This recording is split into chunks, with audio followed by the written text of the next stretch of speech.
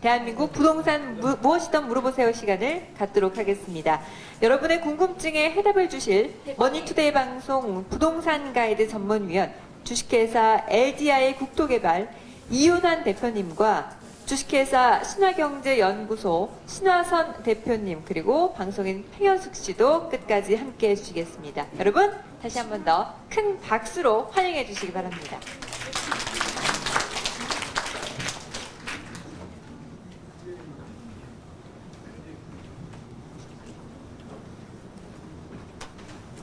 자, 여러분 반갑습니다. 이윤환입니다.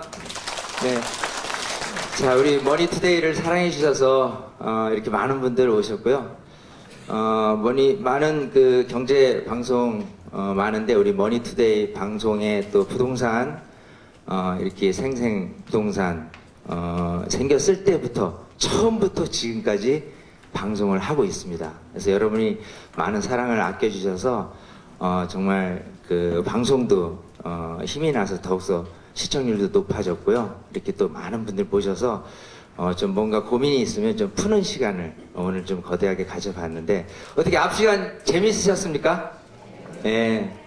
제일 중요한 건 여러분이죠. 여러분 자신이 갖고 있는 고민을 풀어내는 거예요.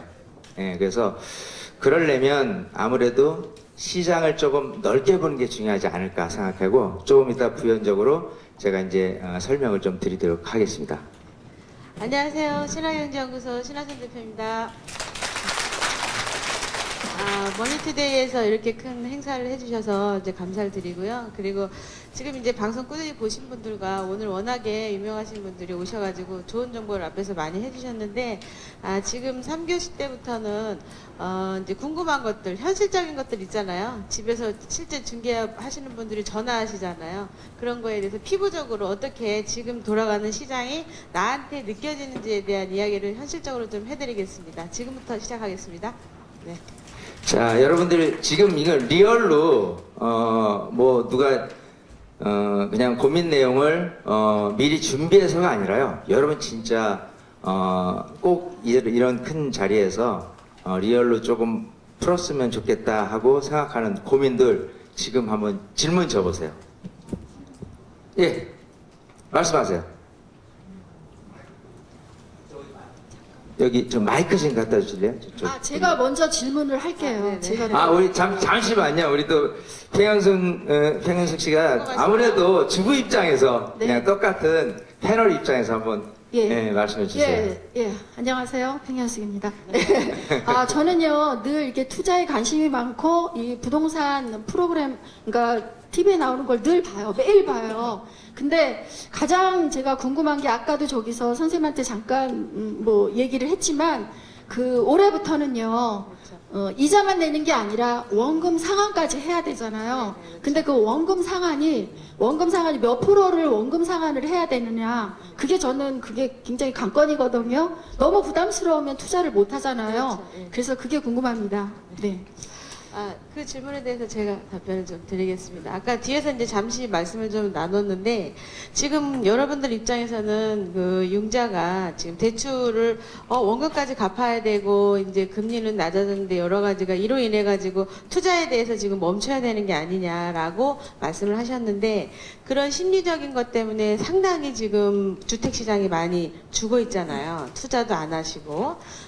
뭐냐면 우리가 현실적으로 안에 들어가게 되면 원래 한 달에 한 80만 원씩 나가던 돈이 한 100만 원, 200만 원 나가느냐 그런 게 아니라 현실적으로 80만 원에서 85만 원 정도 원래 나가던 금액에서 조금 더 돈은 나가게 됩니다. 그런데 안에 내용이 달라지는 거예요. 원금하고 이자가. 그러니까 그거를 정확하게 피부적으로 느끼셔야 되고, 또 하나가 실질적으로 투자를 하는 데 있어가지고 지금 시장이 죽어 있는데 그러면은 이 시장이 살아날 때 해야 되느냐 이런 거에 대한 이야기를 좀 봤을 때, 사실은 지나간 학습 세대를 봤을 때 우리가 IMF 때하고 리먼 사태 때 투자하신 분들이 부동산으로 부자가 좀 됐다 이런 얘기 많이 하시잖아요. 그러니까 지금 굉장히 심리적인 효과에 의해 가지고 투자에 대한 시장들이 많이 다운돼 있다. 그러면은 거꾸로 투자에 대한 시장을 한번 바라봐야 되는 타임이다라는 거를 좀 알고 가셨으면 좋겠고요. 그리고 이금융권이라 그러죠. 농협이나 이런 데는 아직까지 다 열려 있습니다. 그러니까 1금융권을 조금 묶어놓은 게 있는데, 1금융권에서도 아까 이제 우리 그 말씀을 해주셨지만 지렛대 효과를 이용을 할 수 있게끔 여러 가지 제도를 마련을 해뒀어요. 그러니까 심리적으로 그것 때문에 내 물건에 대해서 누가 투자하지 않을 거야 라는 생각 때문에 물건 하나에 수요자가 100명이었는데 이제는 한 명밖에 오지 않겠구나. 그러면 내 물건의 프리미엄이 뛰지 않겠구나 라는 심리적인 것 때문에 진짜 물건들이 지금 주인을 못 만나고 있어요. 그러니까 그런 부분에 있어서 융자에 대한 부분이라든가 은행에 대한 부분들은 크게 걱정할 일이 아니다라고 좀 말씀을 드리고 싶어요. 네. 제가 부연적으로 하나 더 말씀드리면서 항상 시장을 바라볼 때 앞으로가 중요하죠. 여러분들이 궁금해하신 그거거든요. 자, 그러다가 융자 많이 껴서 이자가 올라가고 부담이 많이 되면 그게 이제 투자 잘못되는 경우잖아요. 그러면 뭘부터 봐야 되냐면 한 발짝 두 발짝 뒤로 멀리 보자고요. 자, 지금 미국이 금리 인상을 해서 올해부터 심리적으로 많이 죽었습니다. 그러면 앞으로 미국이 금리 인상을 꾸준히 할 것이냐 아니면 좀 주춤할 거냐인데 지금 일단 올해 계획했던 금리 인상론은 약간 사그러진 상태예요. 그러다 보니까 우리 이제 경제 상황에서는 지금 금리 인하를 추가적으로 할 예상도 하고 있습니다. 그 얘기는 먼 거시적으로 봤을 때 미국 금리 인상이 조금 불안하다 싶을 때는 금리가 앞으로 계속해서 고공항진하기는 어렵습니다. 우리 금리가. 그래서 필요에 따라서 융자를 좀 끼는 것도 나쁘지는 않다라고 보이고요. 그리고 우리가 이제 요령적으로 따진다면요, 최장기적으로 상환 기간을 늘리는 게 가장 좋은 방법이에요. 그래서 뭐 15년, 뭐 20년 말고요, 최장 30년까지 해서 했을 때는 원금과 이자를 한다고 하더라도 예를 들어 그 전에 한 60만 원 된다라고 한다면 한 90만 원 선으로 조금 올려진 상태에서 원금과 이자를 갚아나가는 방법이 가장 효율적이지 않을까 생각합니다. 현실적으로는 뭐 한 60만 원 냈다 그러면 한 70만 원 많이 나가야 70만 원 나가요. 근데 그 안에 내용이 달라진 거고 지금 심리적으로 얼마나 큰 변화가 왔냐면은 재건축 시장 같은 경우 얼마 전에 개포지구 1단지가 경매가 나왔습니다. 9억 얼마짜리가 한번 꺾여가지고 7억 한 6천 정도에 나왔던 물건인데 실제로 관리처분돼서 권리가액 나오는 금액이 8억 4천 정도 되는 물건이었어요. 8억 4천 3백. 그런데 현실적으로 조합원이 이제 되는 거죠. 그 물건을 사게 되면. 조합원이 되는 건데 경매에 입찰자가 없었어요. 재밌는 건. 실제로 한 10년, 20년 기다렸다가 본인 물건이 10억이 되고 20억이 되고 하는 분들은 계시지만 투자를 하려고 했는데 그 물건의 가치가 8억 4천 3백인데도 불구하고 입찰자가 없는 거예요. 7억 얼마에 이제 경매가 나왔는데 그거를 입찰된 가격을 보게 되면은 8억 5천이에요. 그러니까 산 사람은 프리미엄 700 주고 산 꼴인 거예요. 관리처분 날 때 8억 4천 3백이 될 물건이니까 재건축 투자 좀 해보신 분들은 지금 이 얘기가 무슨 얘기인지 잘 아실 거예요. 그만큼 심리적으로 투자 심리가 굉장히 다운되어 있습니다. 특히나 재건축 시장 같은 경우는 상당히 수요자들이 많은데도 불구하고 지금 떨어지면서 오히려 투자를 해야 되는데 투자를 못하고 있어요. 권리가액이 8억 4천 3백인데도 불구하고 아무도 달겨들지 않더라. 물건의 가치에 대해서 인정을 못하니까. 그런 부분에 있어서 부동산이 지금 거꾸로 가는 시장에 분명히 서 있는 게 맞고 투자를 하실 때가 맞습니다. 근데 아파트는 실제 실입주 하는 물건들은 조금 다운이 더 될 수 있으니까 스탠바이 해주는 그런 시장이고 지금 네이버 뉴스라던가 여러 가지 언론에서 비춰지는 거는 아파트 시장에 대한 이야기가 상당히 많겠죠. 그래서 그 가외의 물건들에 대해서 투자할 타이밍이기 때문에 지금 타이밍이다 또 하나 말씀드릴게요. 질문하실 분 질문 좀. 아까 질문 주신 분 있죠? 네. 네, 마이크 좀 갖다 주시겠어요? 네. 네, 안녕하세요. 예, 저는 제 질문이 예전에 설악아파트 서초구 잠원동에서 살았는데요. 롯데캐슬 지금. 예, 롯데캐슬이 바뀌면서 그리고 두 번째는 반포동에 심파포 자이처럼 네. 그때는 재건축 되면은 거의 로또가 됐다라고 됐는데 네. 요즘에는 이렇게 재건축 시장이 많이 다운되고 내가 오히려 분담금을 내고 평수가 또 오히려 줄어드는 상황도 나오고 뭐 그런 현상이 왜 나오는지 궁금합니다. 한마디로 어르신들 얘기 말씀드리면 요즘 재건축 시장이 재미가 없다. 예, 그게 궁금합니다. 제가 먼저 할게요. 네. 일단 시장이 재미있다 없다는 판단은요, 지금 이렇게 고점의 상황에서 일반 분양 금액이라든지 이런 금액이 높았을 때는 사실은 재미가 없는 겁니다. 아파트든 재건축이든 시장이 재미있을 때는 사람들이 안 움직였을 때가 재밌는 거예요. 그걸 읽으려면 경제성장률을 읽어야 돼요. 그래서 지금 고점이다라고 생각하는 부분보다 더 고점일 수도 있다는 부분은 계속 경제성장률이 올라가겠냐를 예측을 하는 건데 지금은 사실은 완벽한 때는 아니에요. 하지만 조금 재건축 시장이든 재개발이든 항상 투자자들은 항상 몰려 있어요. 그 저점일 때를 기다려야 되는데 그 때를 몇 개월치라든지 또 반년치라든지 1년치라든지 이런 걸 잘 가려서 하게 되면은 분명히 괜찮아요. 중요한 건 반포 지역이 괜찮냐는 겁니다. 괜찮습니다. 계속적으로 제1등 아파트가 고속터미널 옆에 있는 레미안 퍼스티지, 아까 얘기한 그 3단지 재건축된 게 반포 자이, 그리고 롯데캐슬 뭐 이런 여러 가지 기존에 있는 새 아파트, 그리고 앞으로 계속돼서 재건축될 아파트들이 반포에 많이 몰려 있어요. 그래서 지역적으로 괜찮으니까 시기만 잘 한번 선택을 해보자. 이렇게 답변을 드릴게요. 또, 예. 고맙습니다. 신화선 대표님께 질문 드리겠습니다. 그 송파에 장미 아파트가 재건축으로 들어가잖아요. 예. 뭐 어마어마한 공사고 그 고층으로 올라가고 네. 막 6조 원 공사라 그럽니다. 네. 우리 신화선 대표님이 보시기에 과연 장미 아파트 투자가 재건축 투자가 1위 3층, 123층 롯데도 올라가니까 정말 그 재테크에 좀 도움이 될까 아니면 유익할까 장래적으로 봐서 어떻게 보는지 한번 말씀해 주시죠. 네, 우선 질문 너무 감사드립니다. 혹시 제 세미나에 저희 그 논현동의 사무실에 세미나에 오셨던 분이 아닌가 이런 생각이 좀 듭니다. 뭐냐면 그 재건축 시장을 7년, 8년 전부터 준비를 해왔고 그 내용을 안에 내용을 너무 잘 알아요. 특히 아까 말씀하신 그 우리 아까 세 분이 앞에서 말씀을 하셨지만 강남 3구에 대해서는 저희가 내용을 너무 다 바삭하게 알고 가거든요. 근데 지금 장미 아파트, 그러니까 여기 오신 분들한테 이제 말씀을 좀 드리자면 잠실 장미 아파트 위치 굉장히 좋습니다. 그리고 곧 있으면 사업시행 인가 부분에 있어서 바람이 확 불 거예요. 그렇기 때문에 말씀을 딱 드리자면 가지고 있는 사람은 팔면 안 됩니다. 지역에서 돌아가기 때문에. 그러나 그것을 살 사람은 바람 투자. 그러니까 우리 아까 팽현수 씨께서 말씀하신 게 저는 투자자입니다. 투기꾼이 아닙니다. 말씀하셨는데 바람 투자라는 거를 우리가 이제 투기를 이쁘게 말해서 바람 투자라고 하는 건데 사가지고 내가 팔 수 있는 타이밍을 제대로 잡을 줄 알면 사셔도 됩니다. 그런데 그 타이밍을 잡을 줄 모른다면 사시는 분은 사시면 안 돼요.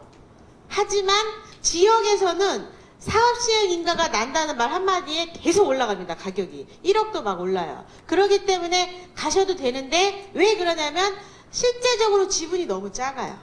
그러니까 내용은 없는 거예요, 사실은. 그래서 만약에 사업이 진행이 되면 나의 분담금이 많이 나올 수가 있습니다. 산 가격에 비해 가지고 사업시행 인가가 난다 그랬을 때 위치적으로요 상당히 가격이 점핑할 확률이 굉장히 높은 곳이에요. 투자를 하는 건 맞지만 갖고 있는 사람은 그래서 지금 팔면 안 되고 투자를 하겠다고 하는 사람은 실제로 내용이 없기 때문에 들어가시는 거에 대해서는 반대하는 거예요. 답이 됐습니까? 네, 감사합니다. 자, 또 다른 분 계속 부담 없이 여기는 여러분의 무대예요. 그죠? 제가 이제 방송을 하면서 항상 여러분들한테 말씀드린 게 여러분 시간으로 적극 활용하셔라라는 거니까요. 뭐 누구 눈치 볼 거 없습니다. 내가 제일 중요해요. 예, 그래서 우리 앞에 분. 예.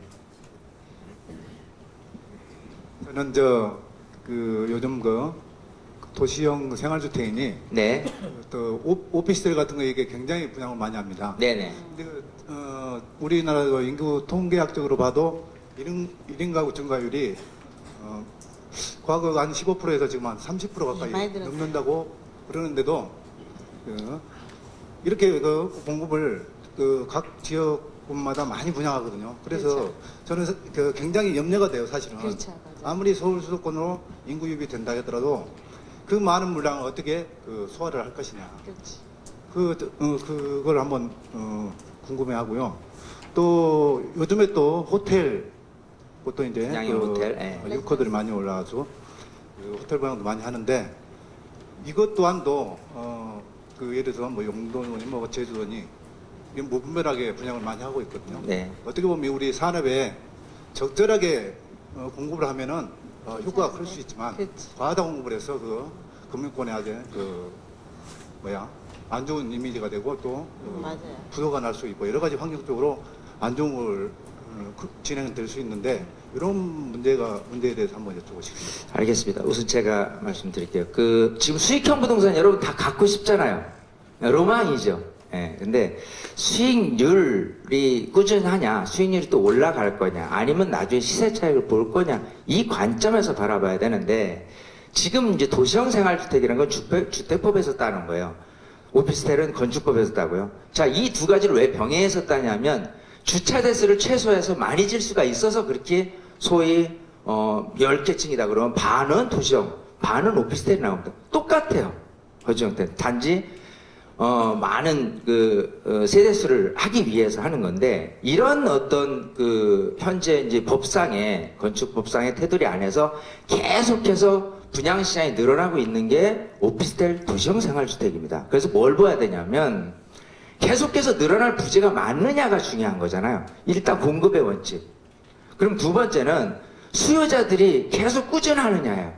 예, 그 수요 측면을 예상하려면 그 지역이 일단 서울 2030 도시계획 플랜 안에서 계속 인구주가 효과를 얻을 수 있는 곳이냐 아니냐예요. 즉 예를 들어서 뭐 중공업지 같은 경우 지금 아파트형 공장이라든지 지식산업센터 이런 것들의 인허가를 굉장히 용적률을 많이 내주고 있습니다. 그런 것 같은 경우는 실제 이제 업무를 목적으로 하시는 분들이 들어오기 때문에 아무래도 주택 수요가 필요하겠죠. 이제 그런 쪽이 아닌 그냥 기존에 이제 도심이라고 해서 역 근처에 막 분양되고 있는 원룸들은 사실은 계속 경쟁에 휘말려서 임대가 낮춰주고 다시 매도를 하고 싶어도 약간 불안해질 수 있다는 부분이고요. 자, 분양형 호텔 같은 경우는 굉장히 지금 일간지라든지 이런 부분에 너무 많이 광고가 나옵니다. 특히 제주도부터요. 제일 중요한 건 관리예요. 분양 호텔 수익률을 100% 믿으면 안 되십니다. 예, 그래서 좀 더 관리적인 측면에서 탄탄한 회사가 관리를 해줄 수 있느냐, 또 입지라든지 이런 거를 좀 고려해서 해야 돼요. 근데 제가 보는 광고 나오는 대부분의 입지부터 분석을 해서 보면 10에서 솔직히 8, 9개는 별로 그렇게 투자하고 싶은 마음이 없는 분양형 호텔들입니다. 예, 아마 조심하자 이거죠. 제가 네. 구분하고 지분 분양이 있는데 네. 대부분 하는 게 지금 구분 분양인데 아니면 지분 분양인데 그걸 한번 여쭤보시죠. 자, 일단 지분 분양이라는 건 뭐냐면, 자, 내가 이제 공유 형태, 원래 여러분들이 갖고 싶은 건 내 단독 소유에 대한 권한을 갖고 싶은 게 제일 원해요. 여러분이 바라는 바입니다. 근데 지분제라는 거는 그 전체에서 내가 공유 형태로 일부 지분만 들어있는 거니까 나중에 문제가 되면 뭐냐면 내가 가지고 있는 물건들이 남이 봐서도 계속해서 주가가 높아지려면 지분이잖아요. 나 단독으로 팔 수가 없잖아요. 그런 것들이 규모라든지 여러 가지 측면에서 다시 재매매를 하기가 어렵단 말이에요. 그래서 지분제는 조금 그런 측면에서 조심스럽게 항상 단지가 크고 관리가 잘하는 대로 해보자 이런 말씀을 드리고 싶습니다. 제가 이제 보충 설명을 좀 굉장히 중요한 부분이라서 좀 드리자면 오피스텔이 우리가 지금 언론에서 이야기하고 있는 오피스텔이 중심상업지형 오피스텔이라고 보시면 돼요. 그러니까 중심상업지에 있는 오피스텔은 그 중심상업지 자체가 땅이 상당히 가격대가 높지 않습니까? 그러니까 태어날 때부터 태생이 가격이 원가가 굉장히 높은 거예요. 한마디로. 가격은 높은데 주변에 개발 베이스가 연결이 안 돼 있다 보니까 실질적으로 월세를 낼 수 있는 사람의 레벨이 낮은 거죠. 그러니까 실제적으로 우리가 개발지를 따라가야 되는 이유가 원래는 월급을 한 250만 원 받는 사람들이 주둔해 있던 지역인데 나중에 봤더니 한 4, 500만 원 받는 사람들이 모여드는 계획이 있더라. 이랬을 때의 오피스텔은 다른 얘기인 거예요. 그러니까 오피스텔 중에서도 특히나 성수동이라든가 이런 데 중공업지에 대한 오피스텔은 상당히 가치가 높다고 보시면 돼요. 그리고 강남이라든가 아니면은 우리가 이미 가격이 높아 있는 지역들은 이제 발전 가능성이 없다 보니까 월급을 4, 500만 원 받는 상황에서 더 올라갈 일이 없잖아요.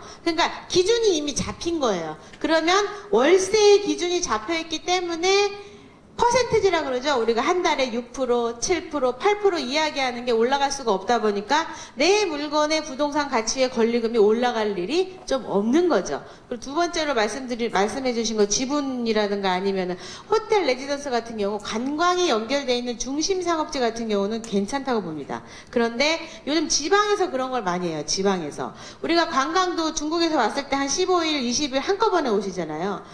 1년 내내 관광 오시는 게 아니에요. 그러다 보니까 일시적인 장사라고 봐야 돼요. 관광도. 관광객이 일시적으로 한국에 많이 들어왔다 나가는 그때 공실이 나지 않을 만한 곳들은 저 중심 상업지에 있는 레지던스다. 그리고 제주도 같은 경우는 지금 무인 자동차 계획 중에 있지 않습니까? 그걸 또 저희가 아는 분이 또 기획을 맡으셔갖고 지금 진행을 하고 있는데, 그럼으로 인해서 관광 인구가 늘어난다고 보고 있기 때문에 관리하는 회사가 어디냐에 대한 부분들이 다른 것들이 있기 때문에 잘 살펴보시면 괜찮은 게 있고요. 지방에 있는 것들이 좀 위험하다라고 좀 말씀을 드리고, 또 하나가 아까 지분제, 구분제 말씀을 하셨는데, 지분 같은 경우는 말씀하신 것처럼 이윤환 대표님이 말씀하신 것처럼 매매하기가 상당히 어려워요. 내 것이 아니기 때문에. 근데 구분되어 있는 것들은 스스로 이용을 할 수가 있고, 그러니까 부동산을 갖다가 엎어치고 매치고 뒤로 치고 앞으로 치고 내 맘대로 할 수 있잖아요. 그런 구분 같은 경우는 그래도 투자할 만한 가치가 있다. 지분으로 된 것들은 마음대로 안 되기 때문에 주의하셔야 된다고 봅니다. 네. 자, 또 다른 질문. 여러분들 시간이니까요. 그냥, 예. 앞에 먼저 하셨네요. 네, 안녕하세요. 저기 부가연동 재개발에 대해서 여쭤보고 싶습니다. 2011년도에 부가연 사업 시행인가 났을 때 표를 주고 투자를 했는데 현재 관리 처분 인가가 아직 안 나 있고 5년째 정체된 상태에 있습니다. 일부 지역에서는 진행이 되고 있는데 또 안 된 지역에 속해 있거든요. 그래서 앞으로 보유해야 될지 매도해야 될지 고민하고 있습니다. 혹시 매도 제가 한번 말씀드릴까요? 부가연 3구역이죠? 네. 예, 자, 부가연은 1구역, 1-1, 1-1-3은 이미 이제 한창 건축 진행 중이고, 이제 2구역하고 3구역이 있어요. 자, 이제 그쪽 지역에, 항상 재개발 지역에, 나중에 향후 가치는 뭐냐면, 새 아파트가 됐을 때, 많은 수요층들이 전세, 또 매매 금액이 꾹 해서 올라갈 수 있느냐를 보는 거거든요. 그렇다고 본다면은 괜찮습니다. 일단은 지금 왜냐하면 그쪽 아까 앞에 우리 전문가님들이 이제 마포에 대한 얘기를 했어요. 거기 같은 경우는 이제 서대문으로 들어가거든요. 아영 같은 거 마포인데. 근데 마포 일대 그 아파트들이 가격이 이제 제가 권유를 해서 7억 후반대에 그 4구역 같은 경우 들어가라고 말씀드렸는데 지금은 8억 5천이에요. 그만큼 새 아파트에 대한 기준치가 높아졌어요. 그렇기 때문에 향후 보면은 일단 조합 물건 같은 경우는 항상 동수나 여러 가지가 장점이 많기 때문에 일단은 가져가야 돼요. 그리고 이제 관리처분 나서 프리미엄이 어느 정도 형성이 많이는 안 될 겁니다. 목적은 입주 당시에는 실거주 수요자들에 의해서 가격이 높아질 수밖에 없기 때문에 가져가시는 게 정답이에요. 거기는. 그러면은 입주까지 가져가는 게 네. 아무래도 맞습니다. 왜냐하면 거기 이제 도림은 뉴타운이라고 하죠. 교남 뉴타운 서대문역 근처로 해가지고 거기에 이제 분양된 금액이 2,300만 원까지 되는데 완판됐어요. 예, 그래서 나중에 조합원이시니까 이제 관리처분 됐을 때 몇 평을 하느냐 그것만 조금 이렇게 고민을 좀 해보시는 게 좋지 않을까. 물론 이제 지금 어떤 평인지 뭔지는 모르지만 내가 이제 필요에 따라서는 사실은 어느 정도 프리미엄이 형성되고 할 때 관리처분 앞전이나 이럴 때 분위기가 좋아졌을 때는 사실 필요에 따라서 매도를 해요. 왜냐하면 이 재개발 방식이라는 게 굉장히 복잡해요. 그래서 나중에 비례율도 조정되고요. 여러 가지 공부할 것들이 많습니다. 그래서 바람이 불었을 때 정작 피가 낮은 것보다는 더 올랐은 상태에서 금액이 형성될 수도 있고요. 또 비례율이 좀 낮아지는 조합원 물건들이 우려되는 그런 염려도 있어요. 하지만 제일 좋은 거는 새 아파트가 됐을 때 최종 목적화된 물건이 가치가 높다. 여기에 점수를 많이 주는 게 좋아요.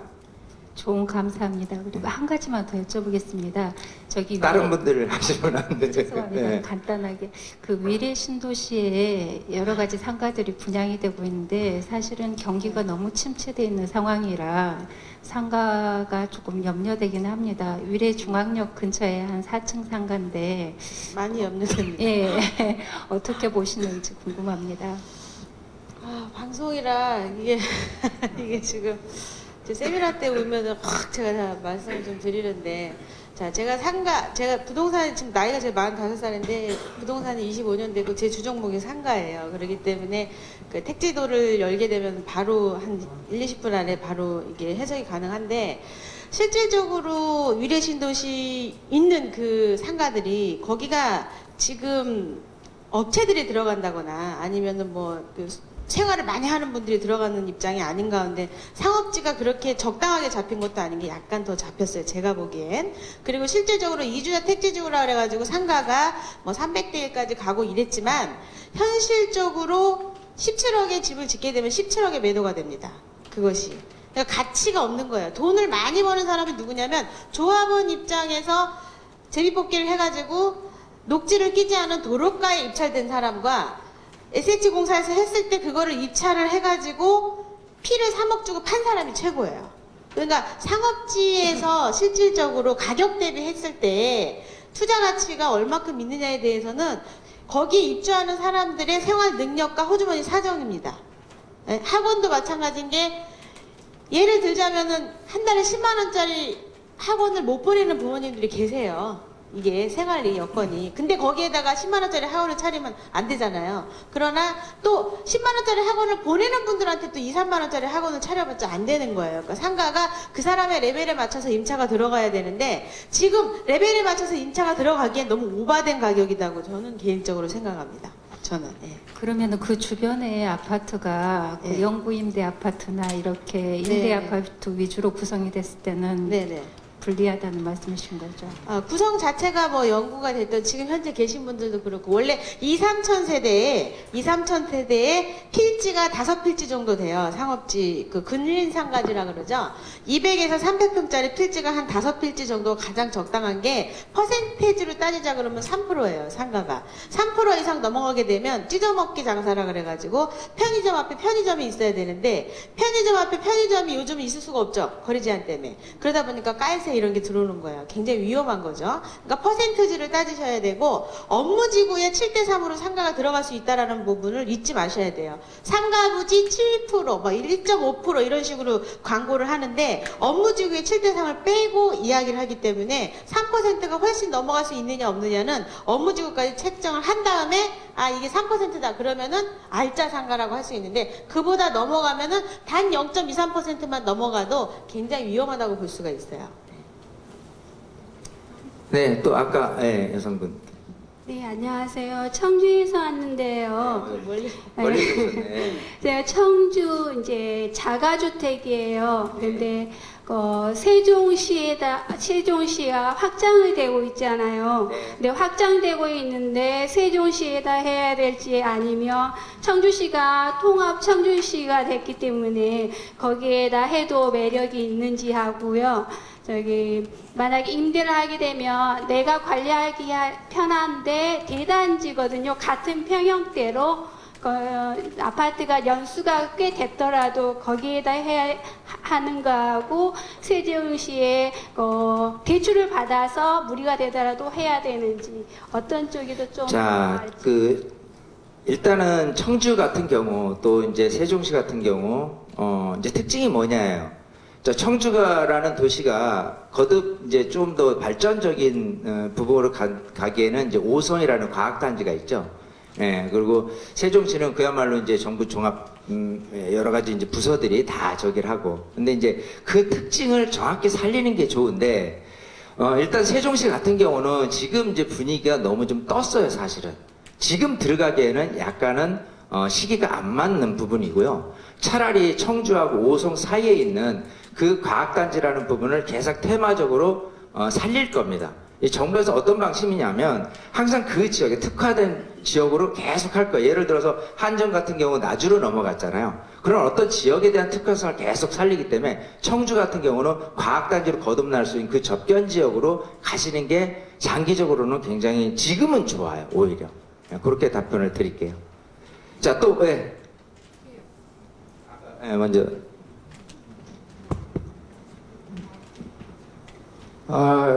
대단히 포괄적인데 현재 현금을 4억 가지고 있으면 부동산을 투자하려면 어디가 좋은지 어떻게 무엇을 하면 좋은지 간단히 이야기해 주십시오.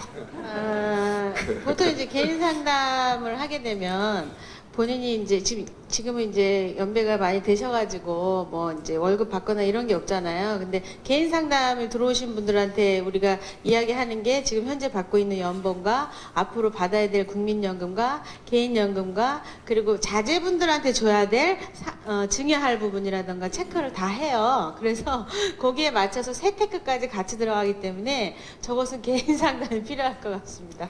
여러분들 여기 계신 분들 다 똑같은 생각이에요. 아니 돈이 내가 얼마가 있는데 어떻게 하면 돈을 많이 벌 수 있어? 이거를 사실 답변하기가 참 어려워요. 근데 이제 이렇게 말씀드리고 싶습니다. 앞으로 부동산 시장은 양극화 차별화되는 시장이에요. 부동산 하나 뭐 갖고 있다고 해서 꾸준히 계속 오르는 시대는 지났습니다. 그러면 내가 투자를 어떤 지역에 또 어떤 종목으로 또 해야 될지 이거를 판단하는데 예를 들어 어떤 분은 제가 아무리 설명드려도 오로지 아파트만을 투자를 해야 되겠다고 하시는 분들이 있어요. 자, 그러면 아파트 투자는 시간, 타이밍을 잘 얻어내야 돼요. 예를 들어서 경제성장률 가장 저점이었던 2012년, 2013년에 제가 저희 사무실에서 무료 세미나 강의하면서 아파트 투자하고 재건축 지금 투자할 때입니다. 하세요. 그 말을 했는데도 하신 분이 몇 분이나 있겠냐고요. 단지 또 반대로 생각해서 지금 그럼 아파트 투자할 때냐 마냐. 어떻게 보면은 아파트 투자 시기적으로는 사실 약간 맞진 않죠. 조금 기다리는 게 좋겠죠. 근데 그래도 그 아파트라는 시장은 항상 이 황금성이 좋죠. 구매력이 높은 거는. 그래서 전세비를 체크하고요. 또 앞으로 공급량이 많이 늘어나지 않을 거. 이런 거에 대한 함축적인 부분으로 아파트를 종목을 선택하는 거. 그리고 나머지 재개발, 재건축, 단독주택, 연립빌라, 상가, 오피스 이런 것들을요. 어떻게 보면은 잘 굴려야 돼요.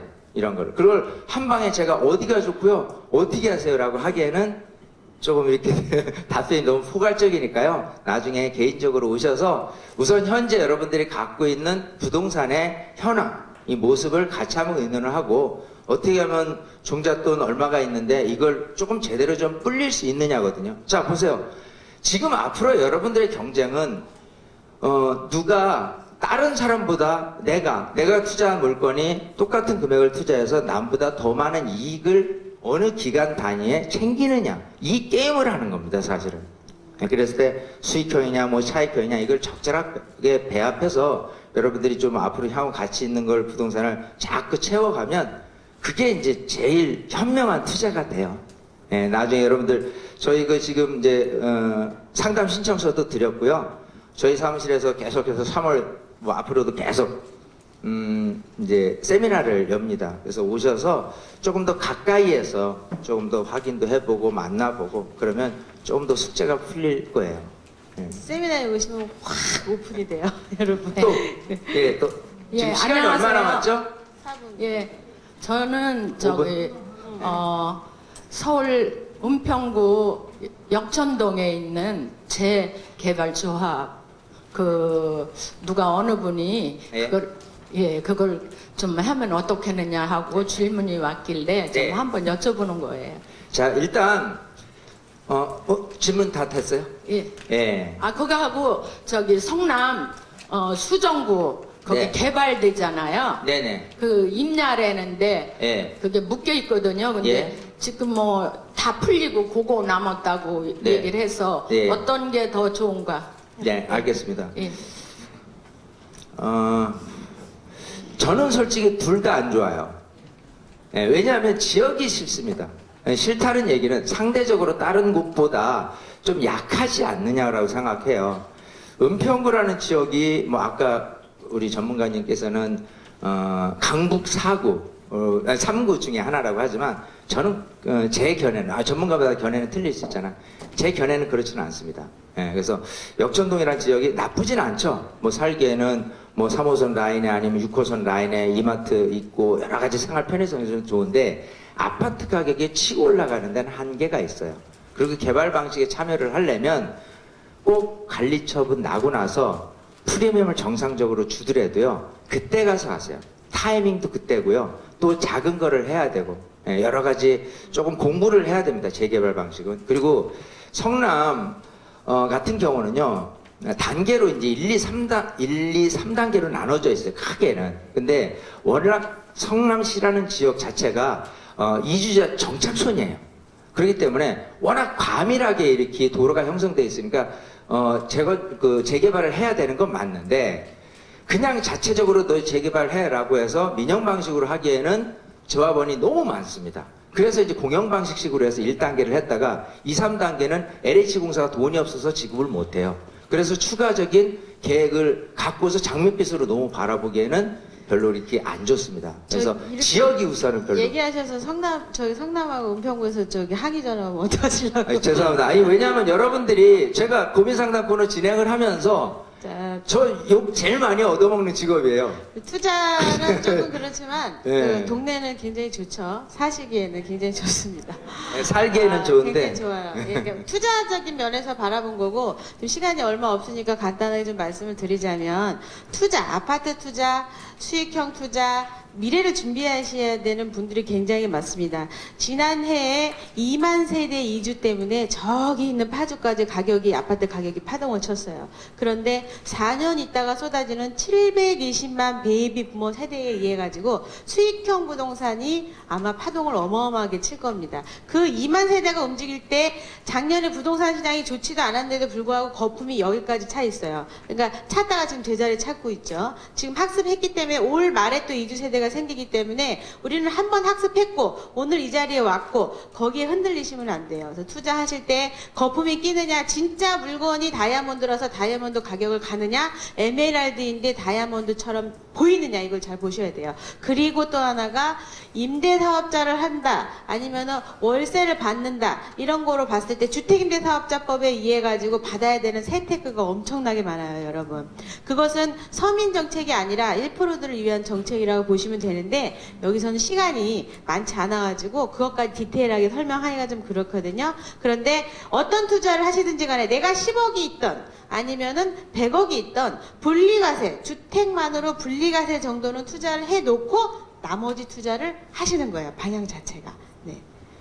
자, 여러분, 시간이 다 돼서 죄송합니다. 어쨌든 앞에 오늘은 사실은 이렇게 주택시장 전망에 대한 또 분양지역, 유망지역까지 다 하고 저희가 좀 일부 여러분들 가려운 부분을 이렇게 말씀을 드렸는데요.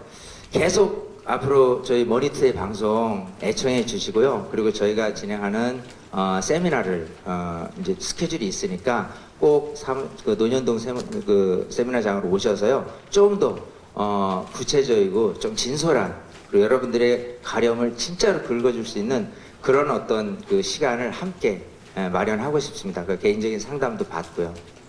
유익한 정보 좀 받으셨으면 좋았을 텐데. 자, 오늘 여기까지 하겠습니다. 네, 여러분 감사합니다. 네, 지금까지 이윤환 대표님, 신한선 대표님 함께했습니다. 여러분 좋은 정보 많이 얻어 가셨길 또 궁금증이 해결되셨길 바라겠습니다.